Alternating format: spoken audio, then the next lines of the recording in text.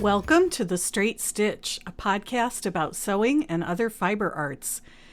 This is episode 36, and my name is Janet Szabo. I'll be your guide as we explore all things sewing. I've had a week by myself here. My husband went to Colorado to visit his dad, who lives there, and my husband doesn't travel much. I'm one of those people who gets twitchy if I don't take a road trip every 6 to 8 weeks. My husband once went 10 years without leaving the state of Montana, and granted it's a large state, but he likes where he lives and he doesn't like to travel. But he needed to go down and see his dad, so he took a week and did that. And normally I would say, yay, I've got a whole week to sew. But what I actually did was clean the house because it desperately needed a good spring cleaning, and it's much easier to do when he's not here.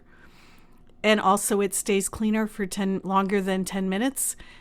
We live on a farm. We live in Montana. He does concrete for a living, and I am constantly battling dirt. I lowered my standards a long time ago. My house will never look like anything out of a magazine, and we're okay with that.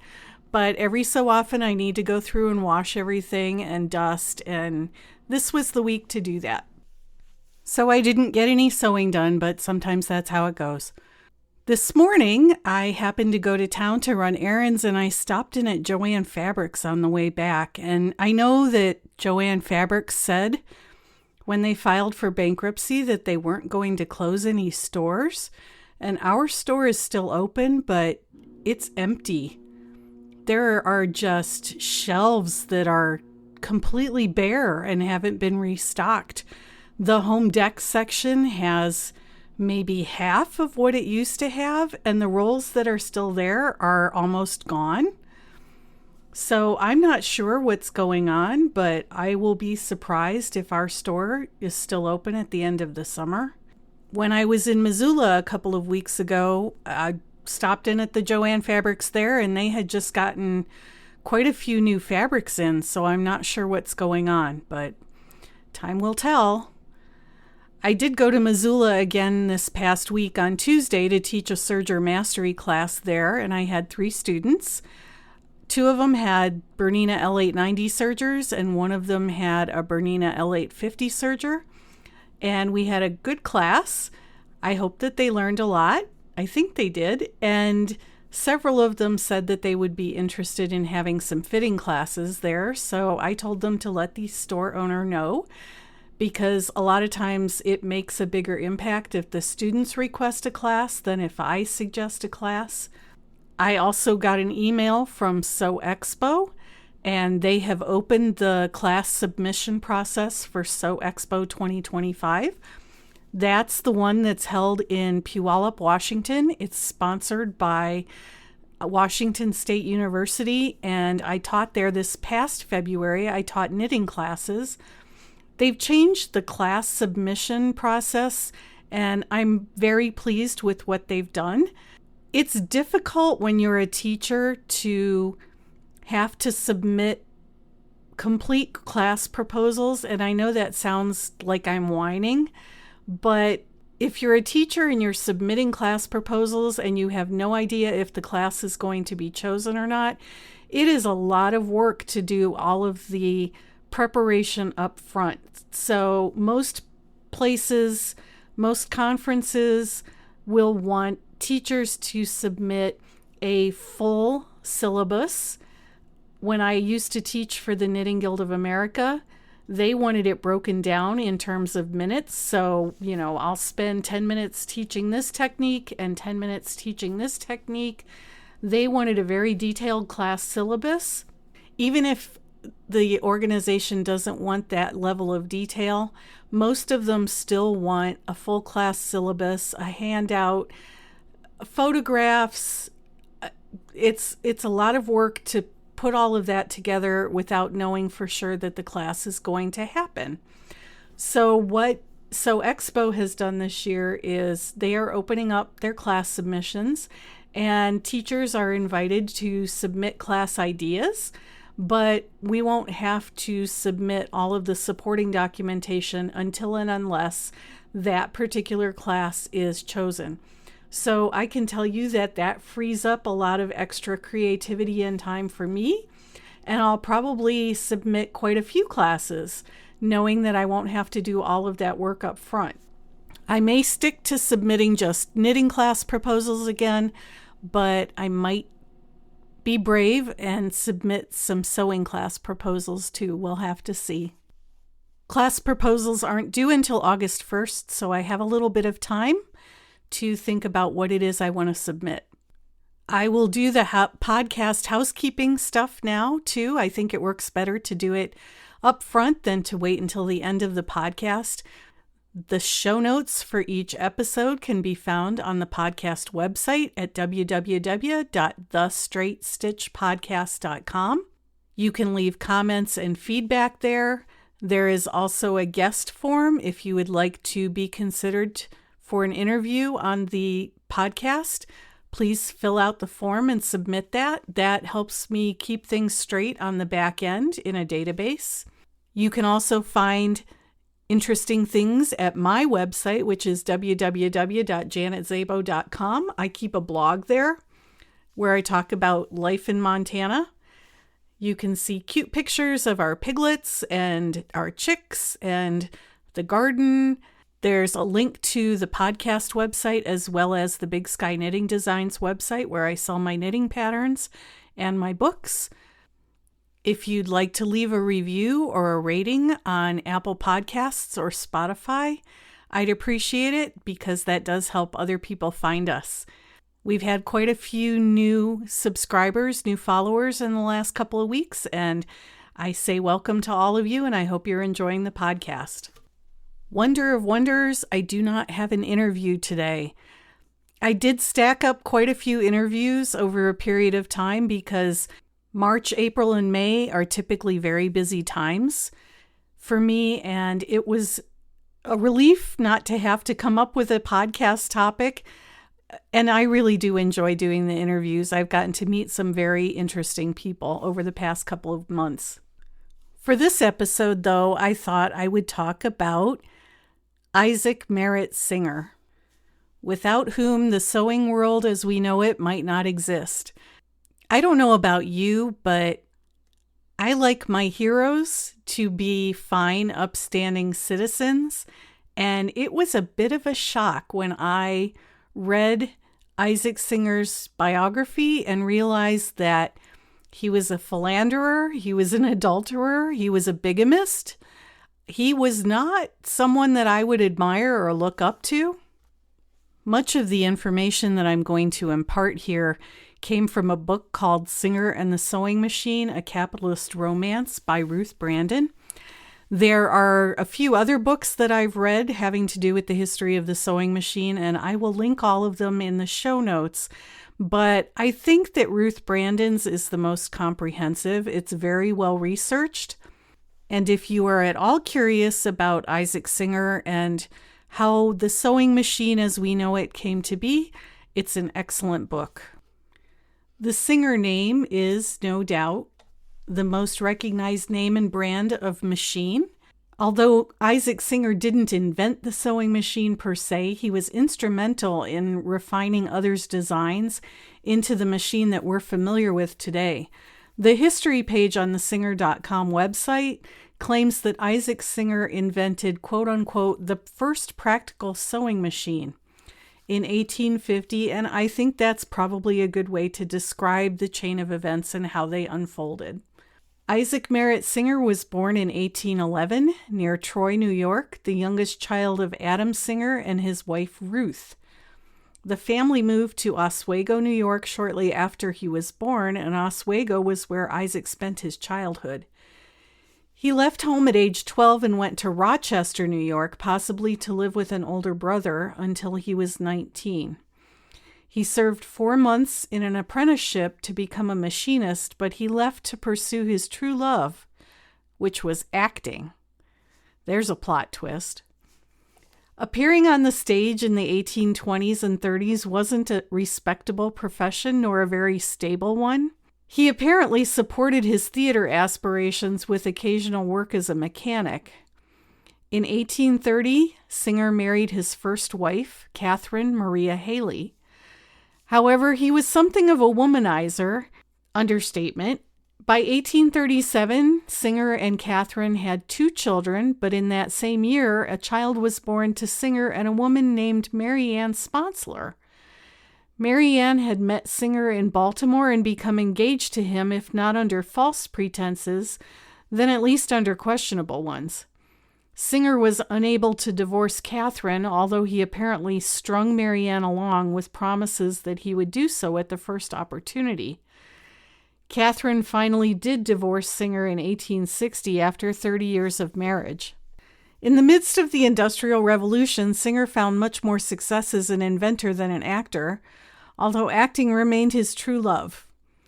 By the time he was 38 years old, which would have been around 1850, he had developed an idea for a type carving machine and had obtained the backing of a man named George B. Zeber to make a prototype. The 2 of them rented space in a Boston machine shop owned by Orson Phelps. Phelps had his own business making sewing machines. We need to back up here for a minute and note that versions of a quote-unquote sewing machine had been invented previously with mixed success. The way a modern sewing machine makes a stitch bears little resemblance to how stitches are made by hand, and of course, the earliest machines were designed to replicate hand sewing. A Frenchman named Barthélemy Timonier, I know I'm butchering that, my apologies to any French-speaking people in my audience. Timonier seems to have had the most commercial success with his machine, having designed and built about 80 of them. Those 80 machines were later destroyed by tailors who were concerned that that machine would put them out of business. His invention was basically a chain stitch machine which didn't actually sew much faster than a human could sew by hand. I had the good fortune to see one of those original machines on display at the Sewing Machine Museum in London in June of 2019.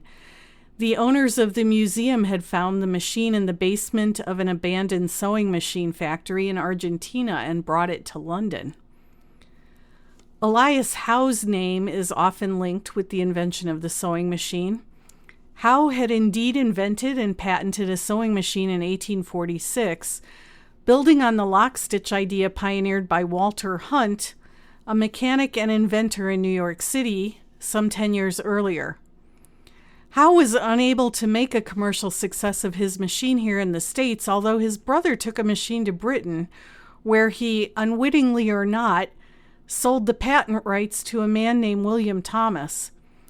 Howe later said that he thought that William Thomas, who patented the machine in Great Britain and made a success of it there, turned a 250-pound investment into over £1 million British pounds. Orson Phelps, who was making sewing machines in his Boston shop and renting space to Isaac Singer, was acquainted with Elias Howe because Howe had approached Phelps in 1845 for help with his sewing machine design. The machine Phelps was making, however, was based on an 1850 design patented by 2 other men, J. H. Laroe and S. C. Blodgett. There's a lot of people to keep track of in this story. Phelps approached Isaac Singer and asked for his help in improving the design of the machine, which Phelps thought was clumsy. Singer reluctantly agreed. Initially, he saw no commercial potential for the sewing machine. However, Singer's business partner, George Zeber, did. The 3 of them, Singer, Phelps, and Zeber, signed an agreement in September of 1850 to make and patent an improved version of the sewing machine. At the same time, other patents were being filed for other machine designs. What follows is a legal and public relations free-for-all involving dozens of lawsuits between all the parties who thought they should reap the financial rewards of this new machine. I'm not going to attempt to untangle that mess for you. The situation was mostly resolved thanks to a man named Orlando B. Potter. Potter was president of the Grover and Baker Company, one of the parties named in several of the lawsuits. Clearly, Potter saw no benefit to anyone of a long, drawn-out court battle. He proposed that all interested parties who controlled the majority of the patents involved in sewing machine manufacturing should combine their interests and work together. Thus, the first patent pool was born. Patent pools have since featured in the manufacture of items such as automobiles and radios. The concept is simple. All interested parties pool the patents they hold. For a fee on every machine sold, any member of the pool can use any of the devices belonging to a member of the pool. The lone holdout in the patent pool formation was, not surprisingly, Elias Howe. He had been burned once, and I don't think he was anxious to be burned again. He agreed to join the pool only after negotiating more favorable terms for himself in the form of additional revenue per machine sale. Of course, human beings being what they are, these patent pools were not without the temptation to greed, and even today, groups of traders can establish large cooperative organizations and kill off smaller independent operators, or make the barrier to entry so great that smaller independent operators just can't get a foothold. In any case, the formation of the sewing machine combination, as it was called, allowed for the mass manufacture of sewing machines. In 1856, I.M. Singer and Company manufactured 2,564 machines. Just 4 years later, they produced 13,000 machines. Building a better mousetrap does not, unfortunately, ensure that people will beat a path to your door. Several companies, among them Wheeler & Wilson and Grover & Baker, were manufacturing sewing machines by the 1860s. However, none of them had a larger-than-life personality such as Isaac Merritt Singer at the helm, and that set the Singer Company apart. Singer's acting experience combined with his natural arrogance and assurance made him an icon. He was the quintessential self-made man, and the I.M. Singer Company milked that public relations cow for all it was worth. Despite their efforts, machines were not selling as quickly as hoped. The outright purchase of a sewing machine was financially out of reach of most families. So Edward Clark, who was a silent partner in the business, came up with the idea of renting the machine to housewives and applying the rental fee to the purchase price. Sales were further bolstered by a trade-in, trade-up program. And in order to ensure that the market wasn't flooded by cheap secondhand machines, the Singer Company destroyed any trade-in models. By the time of Singer's death in July of 1875, the company that bore his name was a multi-million-dollar operation in both the United States and in Europe. His success as a businessman was more than matched by his prowess as a ladies' man, because he sired approximately 24 children by 5 different women. Despite his inventive mind, he died without leaving a will, and one can only imagine the chaos that ensued. So perhaps not quite what you were expecting, huh? I remember thinking after I read Ruth Brandon's book how disappointed I was. As I said, I think that we'd all like to view our heroes as being morally virtuous, not as less than upstanding people who happen to get lucky and become millionaires. Life is funny that way, though, and it's worth remembering the legacy of the company that brought us the machines like the 201, the Featherweight, and the Rocketeer, even if we have trouble celebrating the man who founded that company. There is a lot more to this story. I'm glossing over a lot of the details. I'd encourage you, if you're interested, to read Ruth Brandon's book.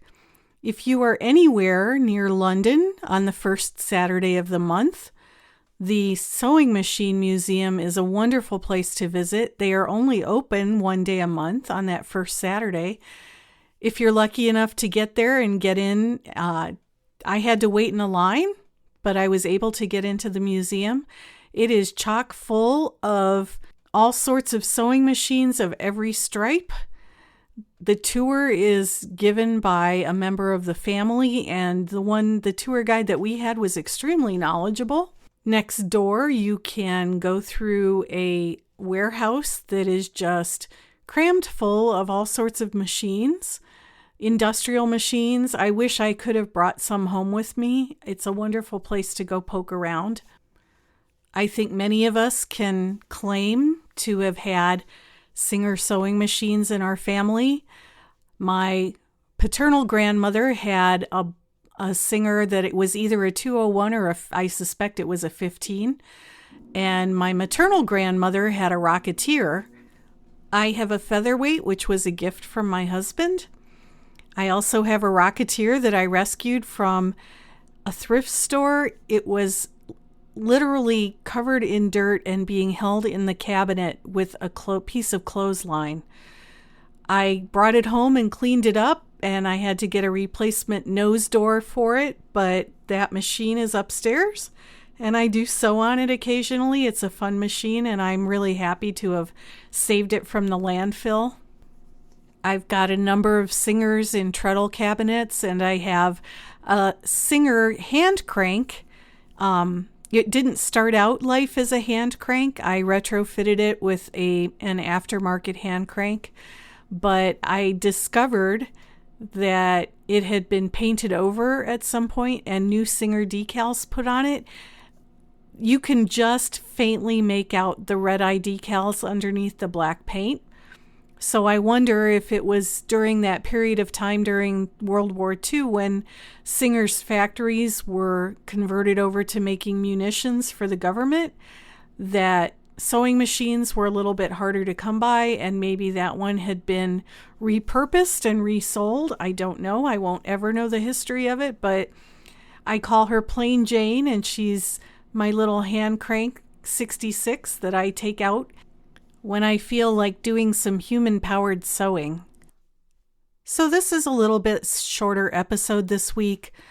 We've had some longer episodes with the recent interviews, so I don't feel too bad about cutting this a little short this week. If you have any suggestions for future episodes, I would love to hear them. There are lots of things that I could talk about, but I don't always know what's going to resonate with people. I've got a fairly diverse audience made up of quilters and garment sewers and industrial sewing machine operators. So not everything's going to appeal to everybody, but I would like to make it as broad as I possibly can.